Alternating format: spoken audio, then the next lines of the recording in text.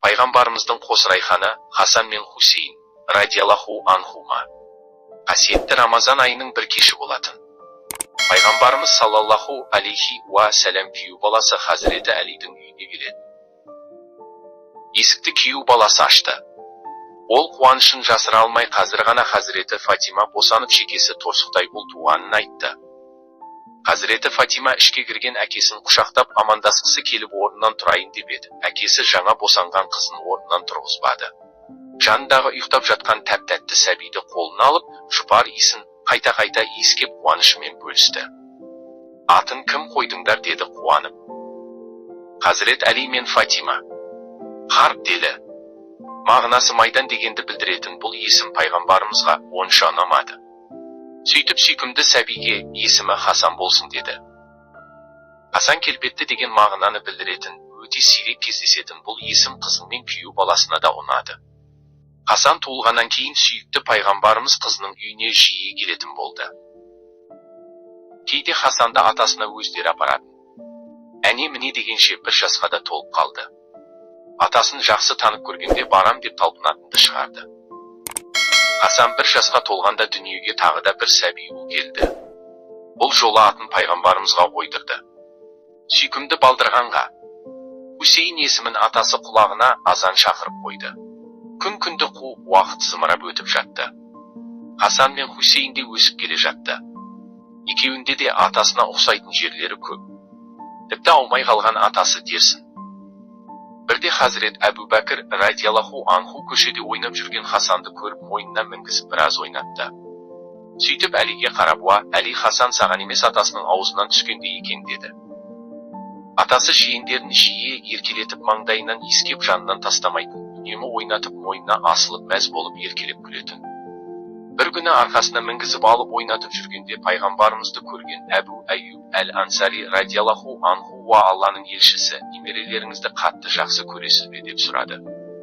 Қалай жақсы көрмейін? Бұлар менің осы өмірдегі иіскеп мауқымды басар екі райхан гүлім емес пе? Деп жауап берді пайғамбарымыз саллаллаху алейхи уа сәлем. Кейде түнде аталарының жанында қону бақытына жетіп ойынға тоймай ойын үстінде ұйықтап қалатын кездері де болатын. Сүйікті пайғамбарымыздың саллаллаху алейхи уа сәлем намазға тұрғанда сәждеде арқасына асылатын. Немерелерін мешітке жиі апаратын. Кейде құтпа оқығанда тізесіне алып отырып айтатын. Хасан мен Хусейн аталарының тәрбиесін алып өсті.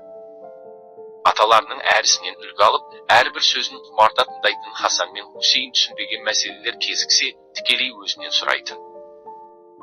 Пайғамбарымыз саллаллаху алейхи уа сәлем да олардың сұрақтарын жауапсыз қалдырмайтын. Осы себепті немерелері аталарынан көптеген өмірлік сабақтар алды. Дәрет алу, намаз оқу, Құран оқып үйрену және тағы да басқа да көптеген ғибадаттар мен жақсылықтардың барлығын тікелей пайғамбарымыздың өзінен үйренді. Бір күні олар намаз оқуға мешітке бара жатқанда дәрет алып жатқан бір қарт кісіні көреді. Хасан әлгі кісінің дәретті дұрыс алмағанын байқап қалады. Қарт кісі дәреттің толық қалай алынатынын жақсы білмейтін секілді. Хусейн, ана кісі дәретті дұрыс алып жатқан жоқ деді ақырын. Екеуі бірақ әлгі кісіге байқатпай сыбырласып сөйлесті, өйткені абайсызда ренжітіп алудан қорықты. Хасан бауырының құлағына жай ғана сыбырлап, "Мына кісіге дәретті қалай алу керектігін үйреткеніміз жақсы болар еді, бірақ көңіліне қарап айтуымыз керек" деді. "Иә, аға, бір ретін табайық. Бастысы, үлкен кісінің ренішін тудырып алмайық" деп інісі де мақұлдады. Сәл тұрып ойланғаннан кейін Хасан өз есіне қуанып, таптым" деді. "Иә, құлағым сенде" деді бауыры.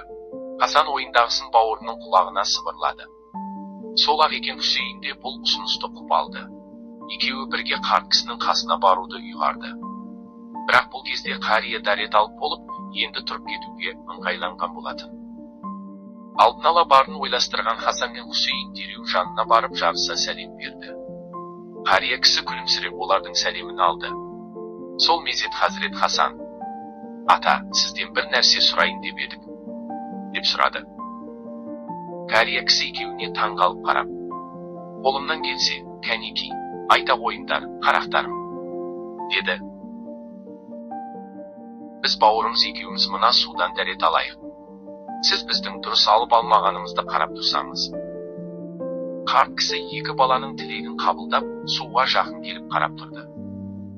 Хазірет Хасан мен Хусейн дәрет алу үшін алды мен жеңдерін түрді. Бісмилланы айтты да, қолдарын жуып дәрет ала бастады. Ерекше ұлықтылық танытып, бәрін өз кезегімен жасауда. Біле 3 рет ауызды, содан кейін 3 рет мұрынды шайды. Кейіннен бетті, одан кейін білекті жуып, басқа мәсіх тартты. Қария кісі екі балақайдың дәрет алғанын байыппен бақылап тұр. Қарап тұрып, бір жағы, бағана өзінің қалай дәрет алғанын еске түсірді.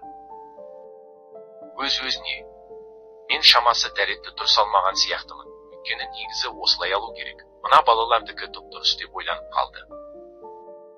Хасан мен Хусейн құлақтарын жуып болғаннан кейін, аяқтарын жуып барып дәретті аяқтады. Қария кісі болса істің мәнісін түсініп қойған секілді. Өзіне қараған екі балақайға күлімсіреп қарап. Шырақтарым менің деді мейірлене. Екеуіңнің де дәрет алуыңнан кінәра таба алмадым. Айна қатесіз үйреніпсіңдер. Негізі қате дәрет алған мен екенмін. Мен де сендер сияқты үйренген едім, бірақ та ұмытып қалған екенмін. Енді есіме түсті. Қария кісі Хасанның басынан сипап, сөзін жалғастырды. Мен осынша жасыма қарамастан дұрыс дәрет алуды қаршадай сендерден үйрендім. Сол үшін сендерге алғысымды білдіремін деп маңдайынан сүйді. Сөйтті де қайтадан дәрет алуға дайындала бастады. Хазірет Хасан мен Хусейн өздерінше жол тауып қария кісіге дәретті дұрыс алуды үйреткендеріне мәз болысып мешітке жүгіре басып кете барды. Сүйікті пайғамбарымыз саллаллаху алейхи уассалам үйреткендей қария кісіні ренжітпей қатесін жай ғана түзеткендері өте ақылды іс болды.